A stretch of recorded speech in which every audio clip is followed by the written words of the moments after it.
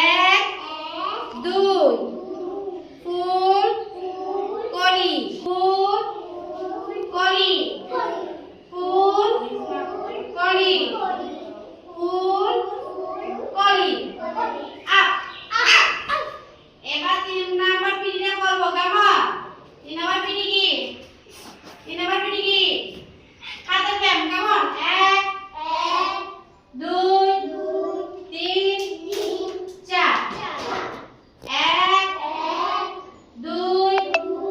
3 4 1 পা আপ ডান আপ বা আমি বা নামাবে ডান নামাবে